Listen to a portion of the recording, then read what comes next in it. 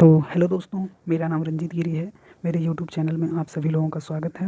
उम्मीद करते हैं आप लोग अच्छे होंगे, स्वस्थ होंगे और खुशहाल होंगे। तो आज हम लोग जो है सिज़ोफ्रेनिया के बारे में जानेंगे कि सिज़ोफ्रेनिया क्या है, इसका काउज़ क्या है और कितने टाइप की होती है, इसका रिस्क फैक्टर क्या है और डायग्नोस क्या है।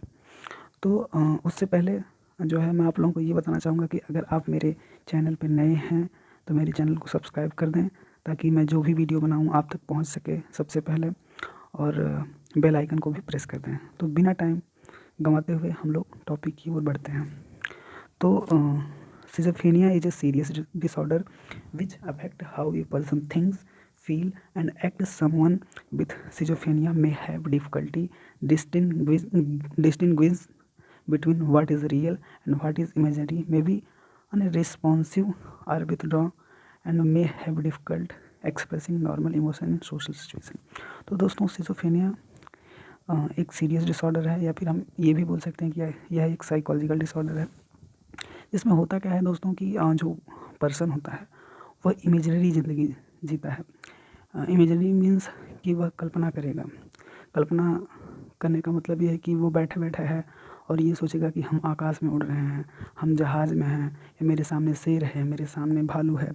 तो उसके साथ ऐसे ऐसे जो है इमेजिन करेगा, या इमेजिनेशन ज़िंदगी में वह रहता है।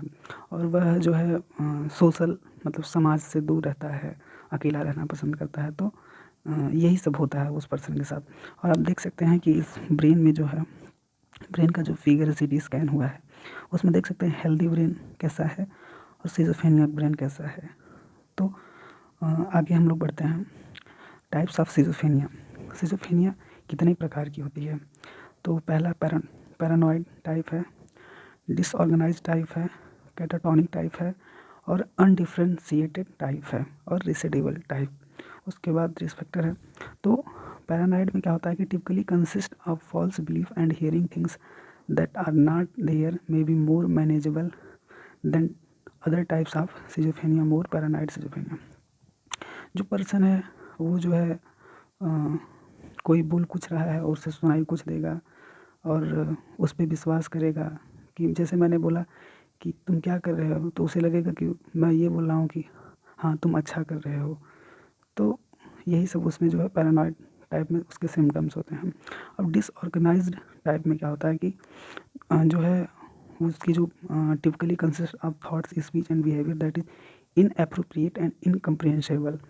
तो जो पर्सन होगा वो कुछ भी बोलेगा जिसका कोई मतलब नहीं है, और जो है फालतू का ही बोलेगा, रिपीट करेगा वही चीज़ें। तो ये डिसऑर्गेनाइज्ड टाइप में होता है। कैटाटोनिक टाइप में क्या होता है कि consist of activity levels on either end of the spectrum, either a hazed coma like state or a hyper active state.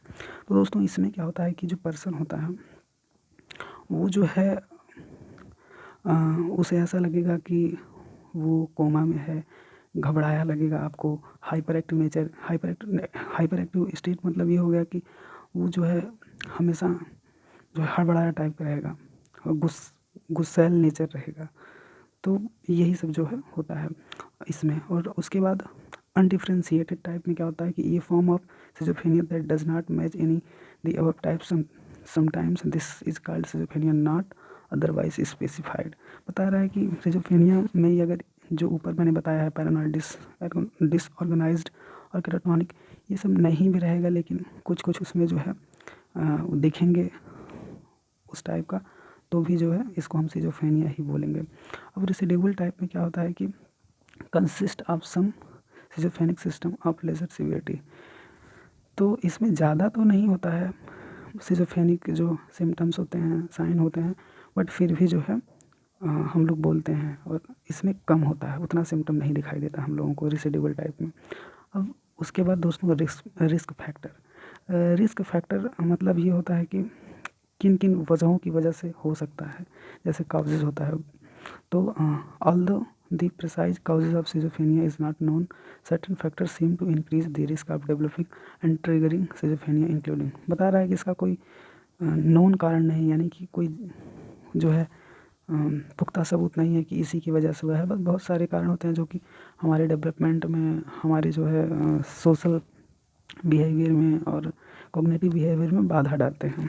तो वो होते कौन कौन से हैं, जैसे having a family history in schizophrenia, कोई ऐसा पर्सन जिसके घर में जो है उसके जो परिवार में है पापा मम्मी दादा दादी, ऐसे कुछ लोग जो है इससे जो है इन सिजोफ्रेनिया से जो है ग्रसित हो या रही हो किसी फैमिली मेम्बर में।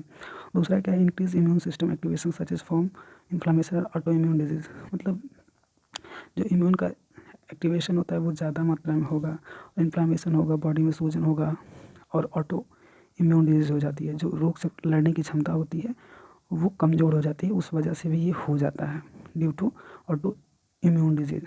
और older age of the father, जो पिता होता है उसकी ज़्यादा एज होने की वजह से अगर वो जो है बच्चा पैदा उससे होता है तो उस कंडीशन में भी हो जाता है। Some pregnancy and birth complication such as malnutrition और एक्सपोजर एंड टॉक्सिन और viruses that may impact brain development. बता रहा है कि जब माँ जो है बच्चे को जन्म देती है और मल न्यूट्रिशन, खराब जो तत्व होते हैं और जो दवा होती है, वायरस होते हैं, उनके एक्सपोजर से, उनके संपर्क में आने से भी जो हमारा ब्रेन होता है वो अनडेवलप होता है, यानी कि पूरी तरीके से डेवलप नहीं करता है, उसमें बाधा डालते हैं ये सब भी कारण। Taking mind altering psychoactive और psychotropic drugs during teen years and adulthood, यानी कि कोई बच्चा है जो कम ही एज में जो है ड्रग्स लेता हो, कोई जो है दवा खाता हो, तो मतलब दवा खाने का मतलब ये है कि कोई भी उसे दिक्कत हो तो वो कोई भी दवा खाएगा ज़्यादा, तो उस वजह से भी ये हो सकता है। और अब काउजेज ऑफ सिजोफ्रेनिया में, तो वो रिस्क फैक्टर था दोस्तों, ये काउजेज ऑफ सिजोफ्रेनिया है। The causes of schizophrenia is still unclear. Some theories about the causes of disease including genetic, heredity, biology, abnormalities in brain chemistry or structure, and possible viral infection and immune disease.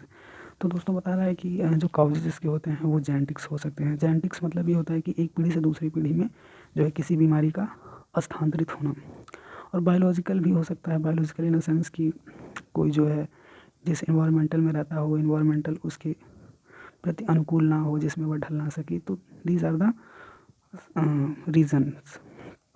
और chemistry reason भी हो सकता है, structural reason भी हो सकता है। तो जेनेटिक सबसे पहले हम लोग जानते हैं जेनेटिक्स में क्या होता है। Genetics heredity, scientist recognise that the disorder tends to run a families and that a person inherits a tendency to develop the disease similar to some other genetically related illness. Schizophrenia may be appear when the body undergoes hormonal and physical changes like those that occur during puberty in the teen and young adult year or after dealing the highly stressful situation. बता रहा है कि जो है genetics में कि किसी जो है उसके पूर्वज या फिर पूर्वज इन सेंस उसके दादा से, उसके पापा में, उसके पापा से उसमें आ जाना, और जो है बहुत सारे लोगों को होना, फिर उसको भी हो जाना। और एक चीज़ और है दोस्तों कि जब वह प्यूबर्टी एज में जाता है, तो जैसे कोई भी होता है कि जब वयस्क होता है तो बहुत सारी सिचुएशन आती हैं जिसमें वो स्ट्रेस लेता है पढ़ाई का, और बहुत सारी चीज़ें होती हैं जिम्मेदारी, तो उन सभी कारणों से भी जो है हो सकता है। दूसरा क्या है, biological chemistry, scientist believe that people with schizophrenia have an imbalance of the brain chemicals and neurotransmitter dopamine, glutamate and serotonin। बता रहा है कि जैसे कि जो हमारा ब्रेन होता है उसमें बहुत सारे केमिकल्स होते हैं जैसे डोपामिन, ग्लूमेट एंड सेरोटीन। ये क्या करते हैं कि हमारा जो इन्फॉर्मेशन है वो एक दूसरे तक जो है पहुंचाने का कार्य करते हैं न्यूरोट्रांसमीटर के थ्रू, जो हमारी सेल को एक्टिवेट करता है, वो मैसेज एक स्थान से दूसरे स्थान तक पहुंचाता है। तो उनमें अगर कोई गड़बड़ी हो जाती है तो उस कारण से भी हो सकता है। तो उसके बाद स्ट्रक्चर में क्या होता है, some research suggest that problem with the development of connection and pathway in the brain while in the womb में लेटर लीड टू सिजोफ्रेनिया। अब इसमें ये बता रहा है कि जब बच्चा कोख में रहता है तो उसमें जो है कोख में रहने का मतलब ये है कि जब बच्चा यूट्रस में रहता है तो जो है प्रॉपर तरीके से उसका डेवलपमेंट ना हो पाना। प्रॉपर तरीके से डेवलपमेंट नहीं होने का कारण बहुत सारा होता है, वो हम लोग आगे जानेंगे अगली वीडियो में, उसके लिए मैं अलग से वीडियो बना दूंगा। तो यही सब कारण होता है जो है सिजोफ्रेनिया होने का, ये भी viral infection and immune disorder. Viral infection and immune disorder में होता क्या है कि schizophrenia may also be triggered by environmental events such as viral infection, immune disease, infant babies whose mother get the flu while the pregnant and high risk of developing schizophrenia later in life. बता रहा है कि जो बच्चा जब जन्म लेता है तो उस टाइम कोई इन्फेक्शन हो जाना, इम्यून डिसऑर्डर हो जाना, और जो है बच्चे में किसी तरीके का खसरा हो जाना और कोई फ्लू हो जाना, तो these are the factor in affect the babies, जो कि हाई रिस्क होता है। उसके बाद हम लोग जानेंगे सिम्टम्स। सिम्टम्स में क्या होता है कि सिम्टम्स भी बहुत सारे टाइप के होते हैं। सिम्टम्स में हम लोग जानेंगे ए मेडिकल और मेंटल हेल्थ प्रोफेशनल में use the following terms when they discussing the symptoms of swimming. यानी कि जब कोई भी प्रोफेशनल जो होते हैं जो इसकी स्टडी करते हैं वो उसको जानने से पहले इन सारी चीज़ों को जो है फॉलो करते हैं। पॉजिटिव सिम्टम्स होता है डिल्यूजन्स होता है, हेलिक्यूसिनेशन होता है, hallucinations, disorder thinking and speech, disorganized behaviour.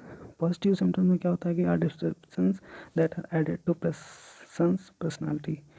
तो इसमें क्या होता है कि जो पर्सन होता है उसकी पर्सनालिटी में जो है डिस्टर्बेंस होती है, प्रॉब्लम होगी पर्सनालिटी डेवलपमेंट में।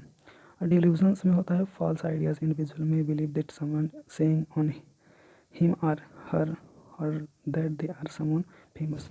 मतलब उसे ये लगेगा कि कोई उसे बोला है कि तुम बहुत फेमस हो गए हो और तुम एक सेलिब्रिटीज़ बन गए हो, तो मतलब फॉल्स जो है इंफॉर्मेशन मिलेगी उसे, और अगर सही भी मिल रही है तब भी वो खुद के अंदर जो है बना लेगा कि हाँ हाँ मैं ऐसा हो सकता हूँ, मैं ऐसा हूँ। और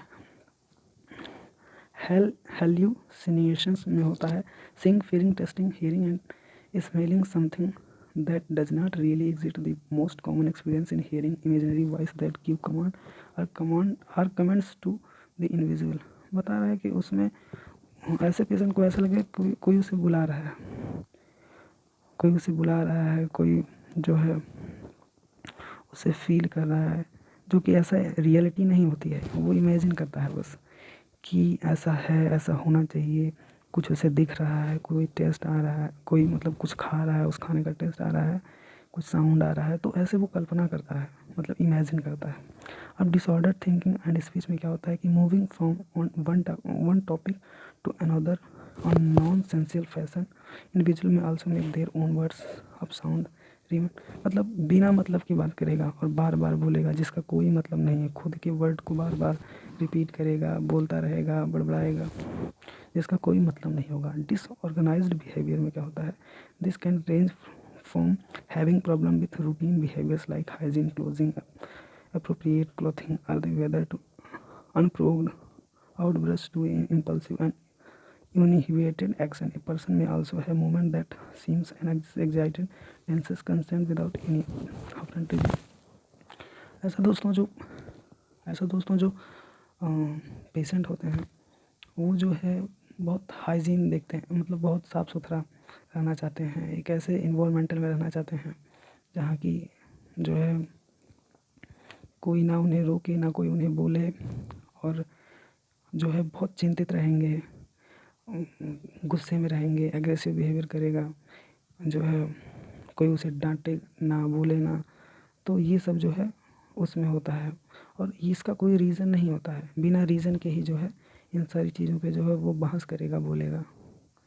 उसके बाद नेगेटिव सिम्टम्स आता है। Negative symptoms are capabilities that are lost from the person personality. Negative symptoms में क्या होता है कि जो है सोशल विड्रॉल, यानी कि वो समाज से अलग रहना चाहता है। Extreme apathy, lack of interest, यूथिज्म। बता रहा है कि एक्सट्रीम एपैथी मतलब जो होता है कि आंतरिक जो उसकी शक्ति वो दूर रहना चाहता है उन सारी चीज़ों से। लैक ऑफ ड्राई और इनिशिएट। लैक ऑफ ड्राई जो होगा दोस्तों, उसमें होता क्या है कि जो है वो उसका जो नकल करने का है किसी चीज़ को, जो है कोई बोल रहा है कि तुम ऐसे करो, ऐसे करोगे तो वो हो, ऐसे करने से ये होगा, तो इन सारी चीज़ों से वो जो है दूर होना चाहता है, मतलब वो नहीं करना चाहता। इमोशनल फ्लैटनेस, जो इमोशनल अट्रैक्शन होता है वो भी जो है बहुत कम ही रहता है। Complication of schizophrenia. Left untreated schizophrenia can result in severe problem that affects every area in life. Complication that schizophrenia may cause are be associated with including suicide attempt and thought of suicide. मतलब वो जो patient रहेगा वो सोचेगा suicide करने का, बार बार suicide करने के लिए प्रयास करेगा, सुसाइड के उसके अंदर थॉट आएंगे, खुद को मारेगा, सेल्फ इंजरी, एंग्जाइटी डिसऑर्डर, परेशान रहेगा और गुस्सैल रहेगा, डिप्रेस रहेगा, मतलब हमेशा परेशान टाइप का, अब्यूज़ अल्कोहल, जो है गाली देगा, अल्कोहल लेगा और कुछ भी करना नहीं चाहेगा, फाइनेंशियल और जो है ये तो कॉमन सी बात है कि ऐसे पर्सन के पास फाइनेंशियल प्रॉब्लम होगी ही अगर वह सेल्फ है तो, या अकेला है तो। सोशल आइसोलेशन, समाज से दूर रहना चाहेगा, जैसे मैंने पहले ही बता दिया है। हेल्थ एंड मेडिकल प्रॉब्लम्स रहेगी ही। बीइंग विक्टिम ये भी रहेगा ही। एग्रेसिव बिहेवियर बिल्कुल रहेगा। एग्रेसिव बिहेवियर मतलब जो है चिड़चिड़ापन, गुस्सैल, ये सब उसमें कॉमन है। अब diagnose and test. Diagnose schizophrenia involve ruling out other mental health disorder and determining that symptoms are not due to substance abuse, medication or a medical condition. Determining the diagnosis and schizophrenia में include बहुत सारे मतलब चीज़ों को जो है देखा जाता है। उसके बाद जो है schizophrenia का जो एग्जामिनेशन किया जाता है। तो पहला हमारा है physical examination. Physical examination this may be done to help rule out the problem could causing symptom. मतलब फिजिकल उसको देख के, उसके सारे सिम्टम्स को, फिजिकल एक्टिविटी को देख के एग्जामिन किया जाता है। Test and screening. These may include tests that help rule out conditions with similar symptoms and screening and alcohol and drugs. The doctor may also request imaging study. वो बताएगा कि जो है कहीं अल्कोहल तो नहीं लेता है या फिर इन जो है ड्रग्स वगैरह तो नहीं लेता है। तो इन सारी चीज़ों को जानने के लिए वो जो है रिक्वेस्ट करता है कि आप सिटी स्कैन, MRI कराएं एक बार। इन्हीं सब चीज़ों के साथ साइकेट्रिक एवल्यूशन, साइकेट्रिक के पास जाके एवल्यूशन कराया जाता है। और डायग्नोस्टिक क्राइटेरिया सिजोफ्रेनिया। डॉक्टर और मेंटल हेल्थ प्रोफेशन में use criteria diagnostic substantial manual और mental disorder publish by American. ये तो पब्लिश किया गया था, उसके अकॉर्डिंग कुछ रील्स चार्ट होते हैं जिनसे ये देखा जाता है। तो थैंक यू दोस्तों। और अगर ये वीडियो अच्छी लगी हो और थोड़ा सा भी मैंने प्रयास अगर अच्छा किया है आप लोगों को लगता है तो इस वीडियो को शेयर करें और चैनल को सब्सक्राइब करें। थैंक यू दोस्तों।